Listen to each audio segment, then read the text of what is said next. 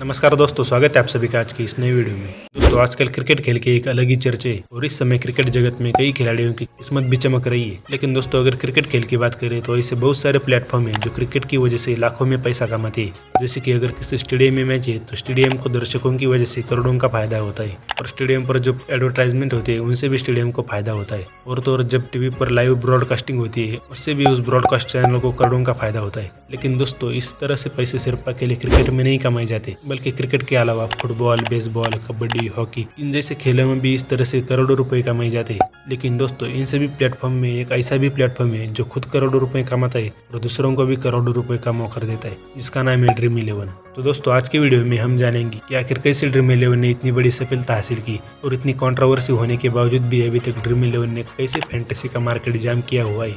आइए जानते हैं इस कहानी को।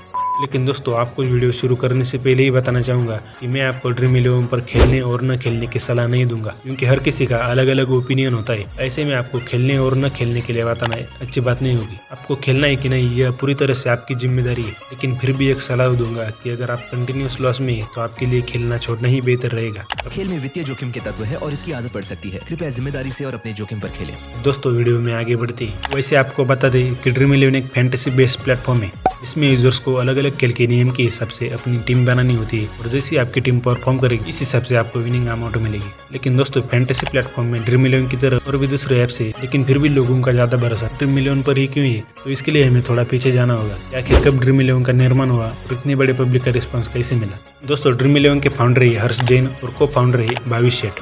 फाउंडर और सीईओ हर्ष जैन ने अमेरिका की यूनिवर्सिटी ऑफ पेंसिल्वेनिया से इंजीनियरिंग की है और कोलंबिया यूनिवर्सिटी से एमबीए किया है और अभी हर्ष जैन कंपनी में टेक, प्रोडक्ट डिजाइन और मार्केटिंग संभालती है। और को फाउंडर भाविश सेठ ने मुंबई से ग्रेजुएशन किया है और बैटले यूनिवर्सिटी बोस्टन से एमबीए किया है और हार्वर्ड से ई कॉमर्स स्ट्रेटेजी में डिप्लोमा किया है। भाविश सेठ कंपनी में चीफ ऑपरेटिंग ऑफिसर है। जिसके सबसे बड़े फैंटेसी गेम प्लेटफॉर्म ड्रीम 11 का जैसा नाम है वैसे इसकी शुरुआत भी किसी सपने की तरह ही थी। हर्ष जैन अपनी पढ़ाई के दिनों में साल 2001 से ही अमेरिका में फैंटेसी फुटबॉल खेलते थे और उन्हें फुटबॉल के साथ क्रिकेट खेलने का भी जुनून बचपन से था। हर्ष जैन और भाविश सेठ को फुटबॉल फैंटेसी का शौक था और उनको पता चला कि इंडिया में क्रिकेट का इतना क्रेज होने के बावजूद भी यहाँ पर कोई फैंटेसी प्लेटफॉर्म नहीं है। तभी साल 2008 में भारत में आईपीएल की शुरुआत हुई थी और इसी बीच उन्हें फैंटेसी क्रिकेट का आइडिया आया। हर्ष जैन बताते कि मैं इसका आइडिया लेकर मेरे दोस्तों के पास गया और उनमें से सिर्फ भावित ने मेरे साथ काम करने के लिए कहा। शुरुआत में ड्रीम 11 सभी स्पोर्ट्स ऐप के लिए एक विज्ञापन आधारित और मुफ्त था, जहां लोग ग्रुप बनाते और खेलों पर चर्चा करते और अलग अलग खेलों के सीजन पर आधारित कुछ फैंटेसी लीगों के ब्लॉग पढ़ सकते थे। लेकिन यह मॉडल सफल नहीं रहा। फिर हर्ष और भावित ने रेड डिजिटल नाम से डिजिटल सर्विस एजेंसी शुरू की। 2011 में ड्रीम 11 वेबसाइट लॉन्च की और बाद में डेली मैचों पर ध्यान केंद्रित करने पर ध्यान दिया और ड्रीम 11 को टीम पर पैसा लगाने के लिए बनाया गया। ऐसे ड्रीम 11 की यूजर्स में लगातार बढ़ोतरी होती गई। कंपनी के डाटा के मुताबिक 2014 में कंपनी ने 10 लाख वैलिड यूजर्स की सूचना दी। लगातार बढ़ते यूजर्स को देखते हुए उन्होंने 2015 में खुद की ऐप लॉन्च की। फिर 2016 में यूजर की संख्या बढ़कर 2 मिलियन और 2018 में 45 मिलियन हो गई। वैसे हर्ष जैन के पिता आनंद जैन एक सफल बिजनेसमैन थे और उनका करोड़ों का व्यापार था। आपको मालूम नहीं होगा, लेकिन आनंद जैन बिजनेसमैन मुकेश अंबानी के बहुत क्लोज फ्रेंड है। वैसे देखा जाए तो किसी भी प्लेटफॉर्म की शुरुआत करने के लिए बहुत सारा पैसा लगता है और ऐसे में आप समझते होंगे कि हर्ष जैन के पिता तो करोड़पति है, उन्होंने अपने पिता से ही पैसे मांगे होंगे। लेकिन ऐसा बिल्कुल भी नहीं है, क्योंकि हर्ष जैन ने ठान लिया था कि वह अपने पिता से 1 रुपया लिए बिना ही अपने खुद के दम पर कंपनी शुरू करेंगे और उन्होंने बिल्कुल ऐसा ही किया और बहुत दिनों तक बिना फंडिंग के ही अपना काम चालू रखा। लेकिन और सफल बनने के लिए उनको कुछ फंड्स की जरूरत थी जो कि उनके पास नहीं थी। इसलिए उन्होंने कुछ कंपनीज को अपने प्लान के बारे में बताया और बहुत सारी कंपनीज ने उनके प्लान्स में इन्वेस्ट करने से मना कर दिया।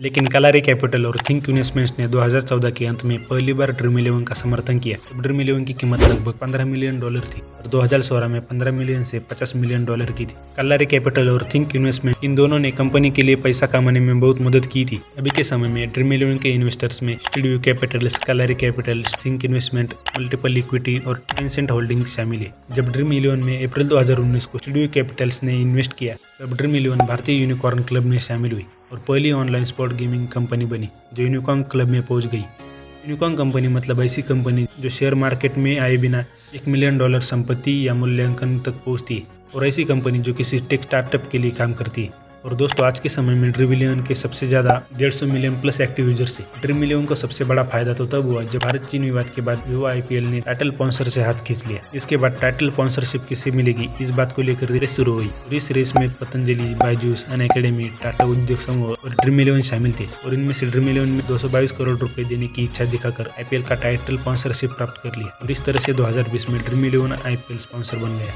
अगर कंपनी के फायदे की बात करें तो फाइनेंशियल ईयर 2019 में 775.5 करोड़ रुपए का टोटल रेवेन्यू हुआ।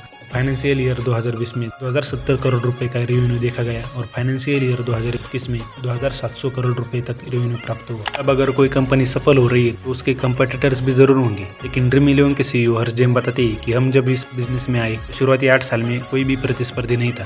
फैंटेसी स्पोर्ट में 300 से ज्यादा कंपनी आई और उनका कहना है कि कंपटीटर्स का होना बहुत जरूरी है, तभी हम अपने काम को अच्छे ढंग से करते हैं और इस काम में हर दिन बेहतर बनने के बारे में सोचते हैं। लेकिन दोस्तों शुरुआत से लेकर ड्रीम 11 का सफर इतना आसान नहीं था। ड्रीम 11 को भी कई कठिनाइयों का सामना करना पड़ा था।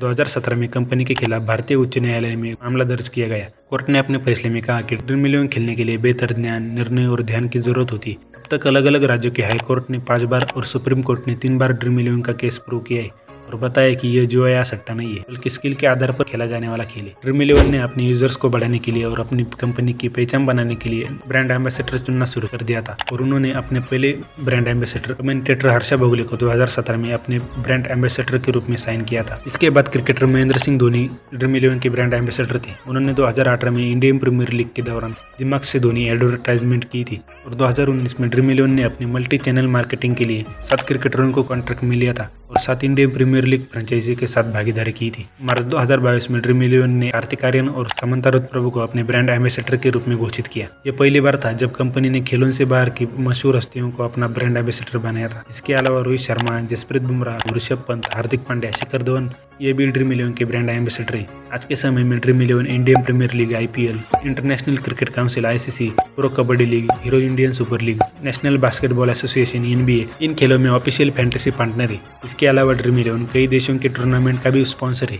तो दोस्तों ये थी ड्रीम 11 फैंटेसी प्लेटफॉर्म की जानकारी जो मैंने रिसर्च करके आपको बताई है। मुझे आशा है कि आपको यह जानकारी अच्छी और फायदेमंद लगी होगी। ऐसी और इंटरेस्टिंग जानकारी के लिए इस चैनल को सब्सक्राइब करें। मिलते हैं अगले वीडियो में, तब तक के लिए जय हिंद, धन्यवाद।